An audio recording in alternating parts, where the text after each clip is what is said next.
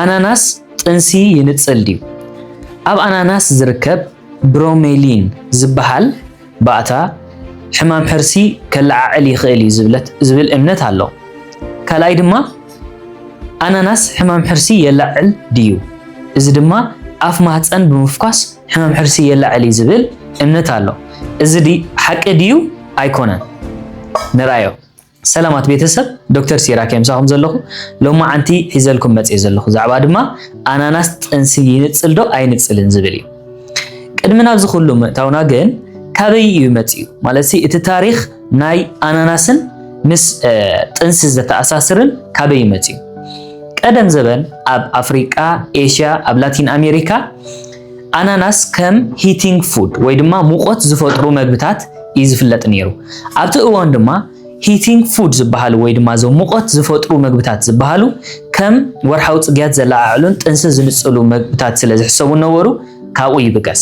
ካልኣይ ድማ ኣብ ደቡብ ኤሽያ ኣብ ከም በዓል ኢንድያ፣ ባንግላዴሽ ዝኣምሰለ ሃገራት ኣብቲ ንጥንሲ መነጸሊ ኢሎም ዝጥቀሙሉ ዝነበሩ ትራዲሽናል ባህላዊ ቀመም ንፓይን ኣፕል ወይ ድማ ንኣናናስ ይሕውስዎ ከም ዝነበሩ እውን ይግለጽ። ካብዚ ዝተልዓለ እቲ ሰብ እምነት ናይ ኣናናስ ጥንሲ የነጽል ዝብል ክለዓል ጀሚሩ ማለት እዩ። ድሓር ኣብ 20 ክፍለ ዘመን ኣናናስ ብሮሜሊን ዝበሃል ኢንዛይም ወይ ድማ ባእታ ከም ዘለዎ ተረጋጊጹ። እዚ ኢንዛይም ወይ ዝባእታ እዚ ንፕሮቲን ዝሰባብር ባእታ እዩ። ካብኡ ድማ ሓደ ሓሳብ ተለዓለ። እዚ ሓሳብ እዚ ድማ እንታይ እዩ? ፕሮቲን ይሰባብር ካብ ኮነ እዚ ብሮሜሊን ዝበሃል ባእታ ጥንሲ ክንጽል ይኽእል እዩ ዝብል ሓሳብ መፅኡ ማለት እዩ። እዚ ብሮሜሊን ዝበሃል ፕሮቲን እቲ ቀንዲ ጠንቂ ንጥንሲ ምንጻል እዩ ዝብል ሓሳብ መሰረቱ ንሱ ኮይኑ እዚ ብሮሜላይን ዝበሃል ባእታ ኣብቲ ስተም ወይ ድማ ኣብታ ማእኸል ትርከብ ኣብታ ማእኸል ናይ ኣናናስ ትርከብ ነቓጽ ብዙሕ ጥዕምቲ ዘይኮነት ክፋል ናይቲ ኣናናስ እዩ ዝርከብ። እዚ ብሮሜላይን ፕሮቲን ሰባብር ስለ ዝኾነ ጥንሲ ናይ ምንጻል ባህሪ ኣለዎ ዝብል እምነት ተለዓለ። ብድሕሪኡ ኣብ ላቦራቶሪ መርመራ ክግበር ጀመረ ማለት እዩ። ኣብ ላቦራቶሪ ዝግበር ዝነበረ መርመራታት ድማ ነዚ ብሮሜላይን ወይ ድማ ካብ ኣናናስ ዝወፀ ፈሳሲ ማራ ኮንሰንትሬት ማራ ብምሕፋስ ናብ ናይ ኣናፁ ማህፀን ኢንጀክት ክገብርዎ ከውቅዎ ጀሚሮም ማለት እዩ። እዚ ድማ ነቲ ናይ ኣናፁ ማህፀን ኮንትራክሽን ወይ ድማ ልክዕ ከም ሕማም ሕርሲ ባህሪ ከርኢ ስለ ዝጀመረ እቲ እምነት ካብዚ ይልዕል ማለት እዩ። ብድሕሪኡ ዝመፅእ ዛንታ ታሪክ እዩ። ምክንያቱ ርዱእ ዝኾነ ኣብ ኢንተርኔት ቫይራል ኮይኑ እቲ ነገር ብሕክምና ግን እንታይ እዩ ዝበሃል ወይ ድማ ብሳይነስ ከ እንታይ እዩ ዝበሃል? ናይ ብሓቂ ኸ ኣናናስ ጥንሲ ክንጽል ይኽእል ዶ ኣይክእልን? ኦኬ በብሓደ ክንሪኦም ኢና። ካብዚ ብዙሕ መጽናዕትታት ዝተገብረ ክልተ መጽናዕትታት ኣልዒለ ክዛረብ እየ።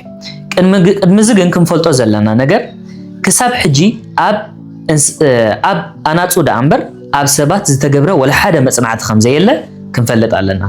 ካልኣይ ክንፈልጦ ዘለና ነገር ድማ እቲ ዝተገብረ መጽናዕቲ ብመግቢ ምምጋብ ወይ ድማ ብኣናናስ መግቢ ምምጋብ ዘይኮነ ሓፊስ ዝኾነ ኤክስትራክት ወይ ድማ ካፍቲ ኣናናስ ሓፊስ ዝኾነ ፈሳሲ ወሲድካ ናብ ማህፀን ናይ እንስሳታት ብምውጋእ ዝፍጠር ሪኣክሽን ንምርኣይ ዝተገብረ መጽናዕትታት ዳ እምበር ብመግቢ ምምጋብ ኣይኮነን ማለት እዩ። ስለዚ ዘን ክልተ ነገራት ኩሉ ግዜ ክንዝክረን ኣለና። ኣብ ሰባት ዝተገብረ መጽናዕቲ የለን። ካልኣይ ድማ ኣፍቶም ኣናፁ ዝተገብረ መጽናዕቲ ድማ ኣብ ማህፀነን እቲ ፈሳሲ ብምውጋእ ዝፍጠር ሪኣክሽን ዝተረኣየ እዩ ማለት እዩ። ስለዚ ቀዳመይቲ ኣምፅያ ዘለኹ መጽናዕቲ ኣብ 2011 ዝተገብረት መጽናዕቲ እያ። እዛ መጽናዕቲ ananas comosus is the unripe fruit juice an abortifacient in pregnant rats ያትብል እዛ መጽናዕቲ እዚኣ ኣብ ጥኑሳት ኣናፁ ዝተገብረት ኮይና እዚ ኤክስትራክት ናይ ፓይንኣፕል ወይ ድማ ካብ ኣናናስ ዝተወሰደ ፈሳሲ ኣብዘን ኣናፁ እንታይ ለውጢ የምጽእ ዝብል እዩ።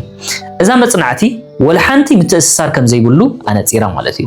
ስለዚ ኣናናስ ሕማም ሕርሲ ከም ዘየላዕል ወይ ድማ ጥንሲ ከም ዘይንጽል ኣብዚኣ መጽናዕቲ እዚኣ ይውሰን እታ ኸለይቲ መጽናዕቲ ድማ ኣብ 2016 ዝተገብረት ኮይና investigation of erythrotonic properties of ananas extract ያትብል እዛ መጽናዕቲ ሓፊስ ዝኾነ ፈሳሲ ካብቲ ፓይንኣፕል ካብ አናናስ ብምውሳድ ነተን ጥኑሳት ኣናጹ ናብ ማህፀነን ዳይሬክትሊ ምስ ወግእዎ ዝሃቦም ውጽኢት እዩ ዘርኢ ኣብዚ ውጽኢት ድማ አንጻር ናይታ ኣቀዲምና ዝበልናያ ናይ ኮንትራክሽን ወይ ድማ ናይ ሕማም ሕርሲ ምልክታት ኣፍተን ኣናጹ ተራኢ ማለት እዩ ሕጂ ክልተ ነገር ክንሪኦ ዘለና ኣብዛ መጽናዕቲ ሓደ እተናናጹ መግቢ ነቲ ፓይንኣፕል ከም መግቢ በኣፈን ምስ ወሰደኦ ዝኾነ ለውጢ ኣይነበረን እቲ ለውጢ መዓሲ መጽዩ ዳይሬክትሊ ናብ ማህፀነን ምስ ተወግኦ ማለት እዩ እቲ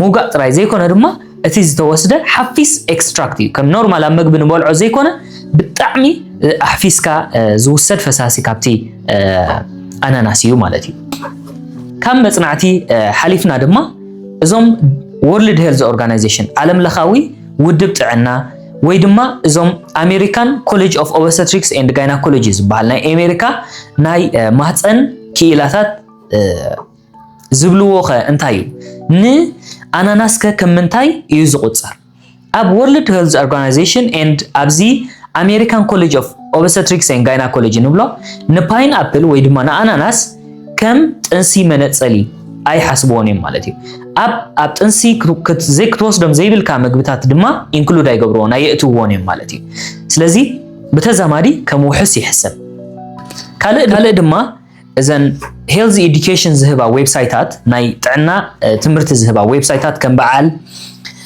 ሄልዝ ላይን ፕሬግናንሲ ፕሌት ዘ ባምፕ ፈርቲሊቲ መንፊስ ዝበሃላ ዌብሳይታት ንፓይንኣፕል ከም ውሕስ ክንወስዶ ይጠቕሳ ማለት እዩ አንጻር እዚ ድማ ዝኾነ ዓይነት ሓበሬታ ክረክብ ኣይከኣልኩን ስለዚ በዚ ኩሉ ክዛረቡ ፀናሕኩ በቲ መጽናዕቲ ዝተገብረ ክሳብ ሕጂ ዝተረጋገፀ መጽናዕቲ ጥንሲ ከም ዝንፅል ዝተገብረ መጽናዕቲ ከም ስለዚ የለ ወይ እውን ዘርኢ ኤቪደንስ እውን ስለዚ የለ ሞዴሬሽን ማለት ብውሕስ መገዲ ፓይንኣፕል ክንወስድ ንኽእል ኢና ስለዚ እንታይ ዝብል ዘለኹ ኣብ ግዜ ጥንሲ አናናስ ክውሰድ ይኽእል እዩ ዝኾነ ናይ ጥንሲ ምልክት ናይ ጥንሲ ምንጻል ድማ ከም ዘየምጽእ ክነግር ይፈቱ ማለት እዩ እዚ ግን ብኸመይ መገዲ ብኸመይ ኣገባቢና ክንወስዶ ዘለና ንአናናስ ሓደ ብዙሕ ኣማውንት ንኣብነት ሓንቲ ምልእቲ አናናስ ክትበልዕ መቸም ንቡር ኣይኮነን ኤንድ ኣሰካፊ እዩ ስለዚ ብውሕድ ዓቐን ክትወስዶ ኣለካ እዚ ማለት ብጽማቕ እንተዳ ኮይኑ ሓደ ክሳብ ክልተ ኩባያ ኣብ መዓልቲ ክትሰቲ ትኽእል ካልኣይ ድማ አናናስ ኣብ ግዜ ጥንሲ ክንበልዕ ምስ ንደሊ ነታ ኣብ ማእኸል ትርከብ ጻዕዳን ምጽጥ ዝበለት ክፋል ነታ ስተም ንብላ ንዓኣ ኣሊና ክንጉሕፋ ኣለና ማለት እዩ ካልእ ካብዚ ወጻኢ አናናስ ብዙሕ ጥቕሚ ክንረኽበሉ ንኽእል ንኣብነት ልዑል ዓቐን ቫይታሚን ሲ ኣለዎ ልዑል ዓቐን ፖታሽየም ልዑል ዓቐን ፋይበር ከምኡ እውን ልዑል ዓቐን ማንጋንስ ኤንድ ቫይታሚን ቢ ክንረኽበሉ ንኽእል ማለት እዩ ናይ ሎማዓንቲ ትሕዝቶና ነዚ ይመስል ዶክተር ሲራክ የምሳኹም ፀኒሐ የቐኒየለይ